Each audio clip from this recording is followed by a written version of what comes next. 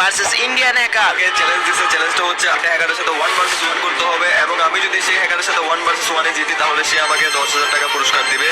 Stone করে যখন ইন্ডিয়ার একজন ভয়ঙ্কর লেভেলের হ্যাকার বাংলাদেশের মোস্ট ফাস্টেস্ট প্লেয়ার এমএনএক্স কে করতে 1 ভার্সেস 1 এর চ্যালেঞ্জ, এবং সেই হ্যাকার বলে যে এমএনএক্স যদি তাকে হারাতে পারে তাহলে তাকে দিয়ে দিবে 10,000 টাকা। এনিওয়ে গাইস, আপনাদের কি মনে হয় এই হ্যাকারের সাথে কি বাংলাদেশের এমএনএক্স পেরে উঠবে? এবং তারপর যখন এমএনএক্স ভার্সেস হ্যাকার ম্যাচটি শুরু হয়, ফার্স্ট রাউন্ডে তো ইন্ডিয়ার সেই ভয়ঙ্কর হ্যাকার কিভাবে জানি গ্লোয়ালের ভিতর থেকে এমএনএক্স কে খতম করে দেয়। কিন্তু গাইস তারপর সেকেন্ড রাউন্ডে যখন এমএনএক্স একটু সুযোগ পায় তখন তো বাংলাদেশের প্লেয়ারের ক্ষমতাও দেখিয়ে দেয় ইন্ডিয়া সেই ভয়ঙ্কর হ্যাকার। যেটা দেখার পর তো ইন্ডিয়ার সেই ভয়ঙ্কর হ্যাকার এবার হেডশট হ্যাকও চালু করে নেয় এবং এমএনএক্স এর মাথা তো টানা কয়েক রাউন্ড টুকরো টুকরো করে দেয়। কিন্তু গাইস বাংলাদেশের এমএনএক্স কোনো হ্যাকারের থেকে কম নাকি? সেও তো যেটাই মারে রেড নাম্বারই লাগে। এবং তারপর এমএনএক্স ও সেই হ্যাকার কেমন ভাবে দুলাই করতে থাকে যে তাদের দুইজনের রাউন্ড বরাবর হয়ে যায় এবং তারপর তো আবারও তাদের মধ্যে হাড্ডাহাড্ডি লড়াই চলতে থাকে। কিন্তু শেষমেশ তো ইন্ডিয়ার সেই ভয়ঙ্কর হ্যাকার বাংলাদেশের এমএনএক্স এর মুভমেন্ট প্লাস ওয়ান টেপের সামনে টিকতেই পারলো না।